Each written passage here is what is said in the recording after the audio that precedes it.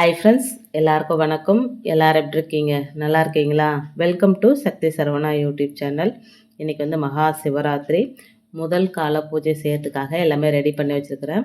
இப்போ பாருங்கள், செவுத்தில் அந்த மயில் ஷேடோ கிடையாது. நான் உங்களுக்கு கிளியராக காட்டுறேன் பாருங்கள். இன்னும் தீபம் ஏற்றலை நான். தீபம் ஏற்றுனா அந்த தீபத்தோட அந்த ஒளி வந்து அந்த ஷேடோ மயில் மாதிரி கரெக்டாக தெரியும். இப்போ நல்லா பார்த்துக்கோங்க, இங்கே வந்து அந்த மயில் இல்லை. சரிங்களா? பூஜையெல்லாம் அழகாக நீட் பண்ணிவிட்டேன். அபிஷேகத்துக்கும் எல்லாத்தையுமே ரெடி பண்ணி வச்சுட்டேங்க. இன்றைக்கி வந்து ஒரு 5 அபிஷேகம் பண்ணிக்க போகிறேன். எங்கிட்ட வந்து குட்டி ஸ்படிகலிங்கமும் குட்டி நந்தி பகவானும் இருக்கிறாங்க. அவங்களுக்காக தான் அபிஷேகம் பண்ணிக்க போகிறேன்.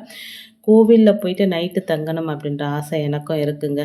நம்ம வந்து 4 கால பூஜையும் கோவிலில் போயிட்டு நம்ம பார்க்கணும் அப்படின்னு ஆசை எனக்கும் இருக்குது. ஆனால் என்னால் போய் இருக்க முடியாத ஒரு சூழ்நிலை, என்னுடைய உடல் சூழ்நிலை, என்னுடைய சந்தர்ப்ப சூழ்நிலை. அதனால் என்னால் போய் இருக்க முடியலைங்க. வீட்லேயே நான் வந்து எப்போவுமே 3 கால பூஜை தொடர்ந்து பண்ணிப்பேன். இந்த குட்டி ஸ்படிகலிங்கத்துக்கு வந்து வீட்லேயே நம்ம எதுவாக நினைக்கிறோமோ அதுவாக சிவனாக மாறிடுவார் அப்படின்னு சொல்லுவாங்க. நம்ம ஒரு தீபம் ஏற்றி வச்சுட்டு அந்த தீப ஒளியில் சிவன் இருக்கிறதா நினச்சி கூட நம்ம வழிபாடு செஞ்சுக்கலாம். நம்ம இஷ்டம் தாங்க. நான் வந்து இந்த பூஜையெல்லாம் பண்ணி முடிச்சுட்டு பக்கத்தில் இருக்கிற ஒரு சிவன் கோயிலுக்கு போயிட்டு சிவபெருமானை தரிசனம் பண்ணிட்டு வந்தேன். போயிட்டு உடனே வந்துடலாம் அப்படின்னு சொல்லிட்டு தான் தீபம் ஏற்றிட்டு உடனே கிளம்புனேங்க. அங்கே போனால் சிவன் வந்து நம்மளை சோதிப்பார்.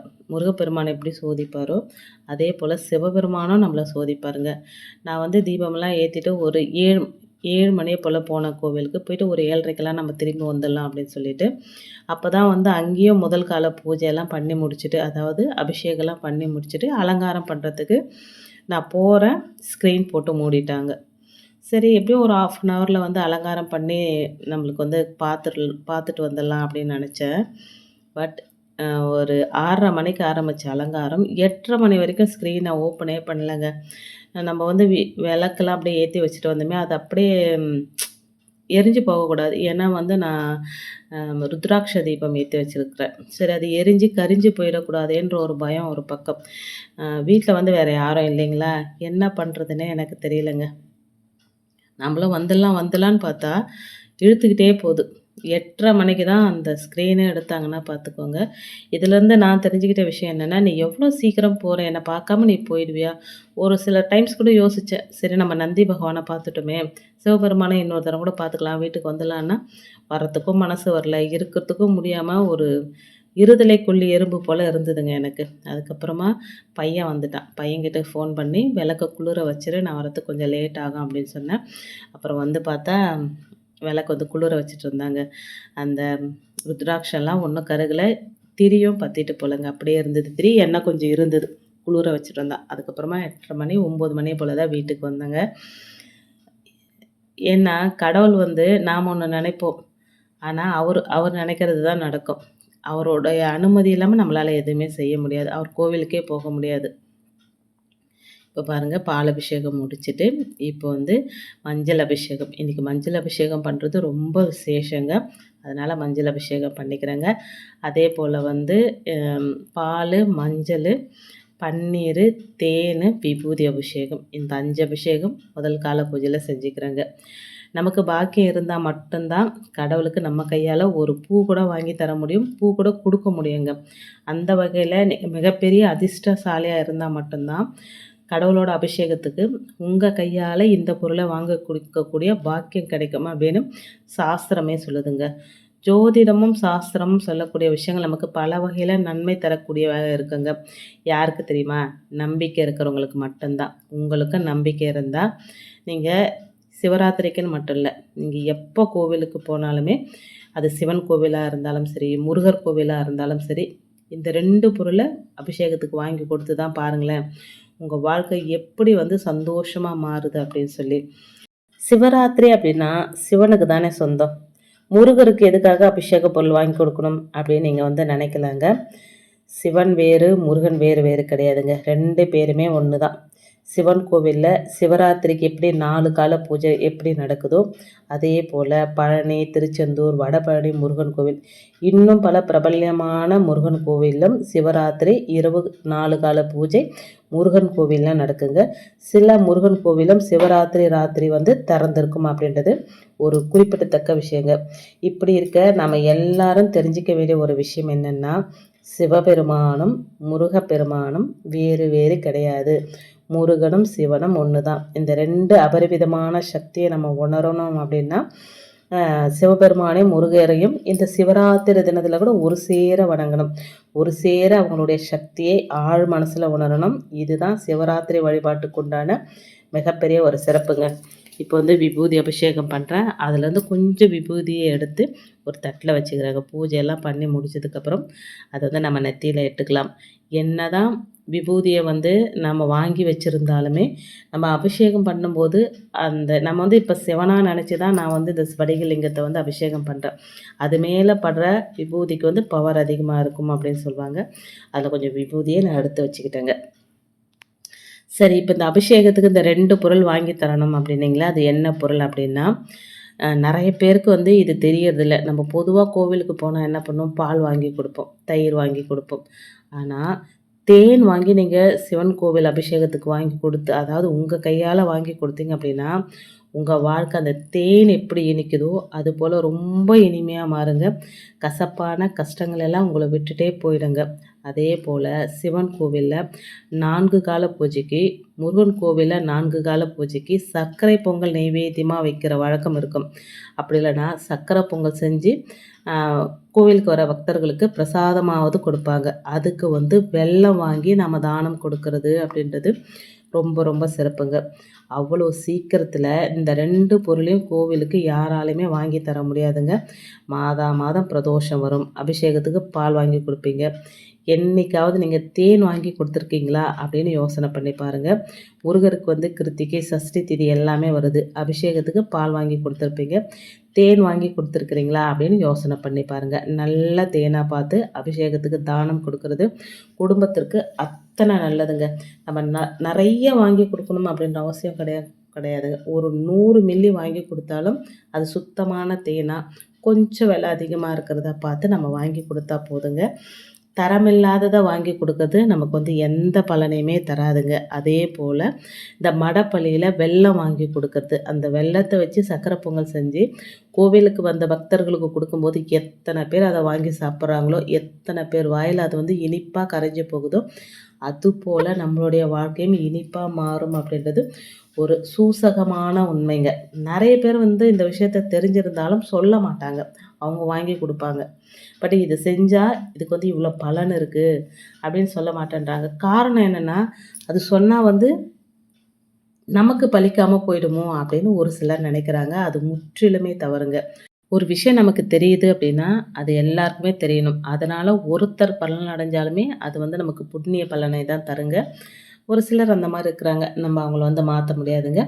நீங்கள் இனிமேல் கோவிலுக்கு போகிறீங்க, இந்த சிவராத்திரியை மிஸ் பண்ணவங்களா இருந்தாலும் அடுத்து நீங்கள் முருகர் கோவிலுக்கு போகிறீங்க, இல்லை பிரதோஷத்துக்கு சிவன் கோவிலுக்கு போகிறீங்க, இல்லை சும்மா கூட போகிறீங்கன்னு வச்சுக்கோங்களேன். நல்லதாக கோவிலுக்கு போகணும் அப்படின்னு அவசியம் கிடையாதுங்க. சும்மா நீங்கள் வெறுமனே இருக்கிற நாளில் கோவிலுக்கு போனாலுமே இந்த ஒரு இது செய்யுங்க. இப்போ வெல்லம் வாங்கி கொடுத்தா பிரதோஷத்துக்கு செய்வாங்க. தேன் வாங்கி கொடுத்தா அப்போவே நம்ம கண்ணு முன்னாடியே சிவனுக்கு அபிஷேகம் பண்ணுவாங்க, முருகப்பெருமானுக்கு அபிஷேகம் பண்ணுவாங்க. ஸோ இந்த 2 பொருளை வாங்கி கொடுத்து பாருங்கள். உங்கள் வாழ்க்கை எப்படி மாறுது அப்படின்றத இந்த சிவராத்திரி நாளில் இந்த விஷயத்த உங்களோட ஷேர் பண்ணிக்கிறதுல எனக்கு ரொம்ப சந்தோஷங்க. வாய்ஸ் கொஞ்சம் ஒரு மாதிரியாக தான் இருக்கும், கொஞ்சம் அட்ஜஸ்ட் பண்ணிக்கோங்க. பொதுவாக நிறைய பேர் சிவராத்திரி சமயத்தில் சிவபெருமானை முழு மனசோடு நினச்சி சிவமந்திரத்தை சொல்லுவாங்க. அதே சமயம் சில பேர் கோவிலுக்கு போயிட்டு சிவபெருமானை 4 கால பூஜையும் நேரில் தரிசனம் பார்க்குற வழக்கமும் உண்டுங்க. இங்கே எந்த நேரத்தில் எப்படி வழிபாடு முறையை செஞ்சாலும் இந்த ஒரே ஒரு பொருளை மட்டும் கையில் வச்சுக்கிட்டு நீங்கள் சிவபெருமான்கிட்ட என்ன வேண்டுதல் வைக்கிறீங்களோ அந்த வேண்டுதல் நிறைவேறுங்க. எப்படி முருகப்பெருமானுக்கு உகந்த பொருளாக சுக்கு இருக்கோ, சுக்கை கையில் வச்சுக்கிட்டு முருகப்பெருமானை வழிபாடு செய்ய முருகப்பெருமான் நமக்கு அருள் புரிவார். இது எல்லாருக்கும் தெரிஞ்ச விஷயங்க. அதே போல் தான் சிவராத்திரி சமயத்தில் எந்த நேரத்தில் நம்ம சிவமந்திரத்தை சொன்னாலும் எந்த நேரத்தில் சிவ பூஜை நம்ம செஞ்சாலும், எந்த நேரத்தில் கோவிலுக்கு போயிட்டு சிவபெருமானை வழிபாடு செஞ்சாலும் இந்த ஒரு பொருள் கண்டிப்பாக இருக்கணும். அது என்ன பொருள் அப்படின்றத நீங்களே பார்த்துருப்பீங்க.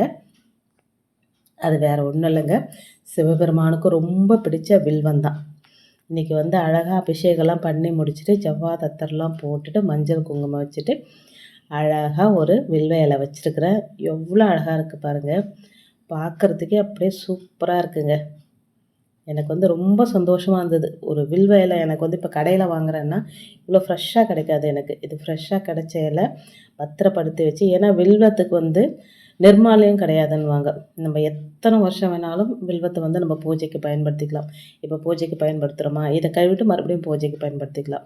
இன்றைக்கி இந்த வில்வ இலையை தான் வந்து 4 கால பூஜைக்கு நான் பயன்படுத்திக்க போகிறேங்க. ஒரு பூஜை பண்ணிவிட்டு மறுபடியும் கழுவிட்டு அடுத்த பூஜைக்கு பயன்படுத்திக்க போகிறேன். அதே போல் ஒரு பவர்ஃபுல்லான தீபங்க.